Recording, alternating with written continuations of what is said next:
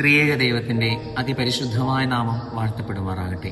കർത്താവിനാൽ ഏറ്റവും അനുഗ്രഹീതരെ, പരിശുദ്ധമായ നോമ്പിന്റെ അനുഗ്രഹിക്കപ്പെട്ട തലങ്ങളിലൂടെയാണ് നമ്മളെല്ലാവരും യാത്ര ചെയ്യുന്നത്. പ്രത്യേകിച്ച് നോമ്പിന്റെ ഈ ദിനങ്ങൾ ഏറ്റവും അനുഗ്രഹപ്രദമായി തീരട്ടെ എന്ന് മാത്രം പ്രാർത്ഥിക്കുകയും ആശംസിക്കുകയും ചെയ്യുന്നു. യാക്കോബിന്റെ ലേഖനം 3-ാം അധ്യായം അതിന്റെ 5-ാമത്തെ വാക്യം, അങ്ങനെ തന്നെ നാവും ചെറിയ അവയവമെങ്കിലും വളരെ വമ്പു പറയുന്നു. ഈ പരിശുദ്ധമായ നോമ്പിലൂടെ നാം എല്ലാവരും യാത്ര ചെയ്യുമ്പോൾ ജീവിതത്തിൽ ഒരുപാട് പ്രതിസന്ധികളും പ്രയാസങ്ങളും പരീക്ഷണങ്ങളും ഉണ്ടാകുവാൻ സാധ്യതകൾ കൂടുതലാണ്. 3 തരത്തിലുള്ള മനുഷ്യന്മാരെ മാത്രം പരിചയപ്പെടുത്തി ഞാൻ അവസാനിപ്പിക്കുകയാണ്. ഒന്നാമതായി സാമാന്യ മനുഷ്യനാണ്. എന്താണ് സാമാന്യ മനുഷ്യന്റെ പ്രത്യേകത?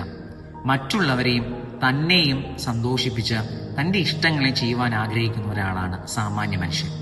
അവന്റെ നാവുകൊണ്ട് അവൻ എന്ത് പറഞ്ഞ മറ്റുള്ളവരെ സന്തോഷിപ്പിക്കാൻ ആഗ്രഹിക്കുന്നുവോ അതുപോലെ ചെയ്യുവാൻ മടിയില്ലാത്ത ഒരാളാണ് സാമാന്യ മനുഷ്യൻ. രണ്ടാമതായി ജഡീകനായ മനുഷ്യനാണ്. അവൻ തന്റെ ഇഷ്ടങ്ങൾക്ക് മാത്രം പ്രാധാന്യം നൽകി ജീവിക്കുന്ന ഒരു മനുഷ്യനാണ്.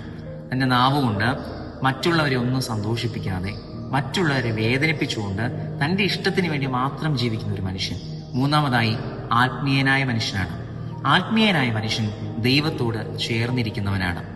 നാവ് ഒരു വിധത്തിലുള്ള പ്രയാസങ്ങളെയൊക്കെ ജീവിതത്തിൽ ഏറ്റെടുക്കുന്ന ഒന്നാണ് നാവ് എന്ന് പറയുന്ന ചെറിയ അവയവം. പക്ഷേ ആ നാവെന്ന് പറയുന്ന ചെറിയ അവയവം മനുഷ്യ ജീവിതത്തിൽ ഏറ്റവും നന്മകൾ ചെയ്യുവാനും ഉതകുന്ന ഒന്നാണെന്ന് തിരിച്ചറിവാണ് ആത്മീയ മനുഷ്യനിലേക്ക് നമ്മെ എത്തിക്കുന്നത്.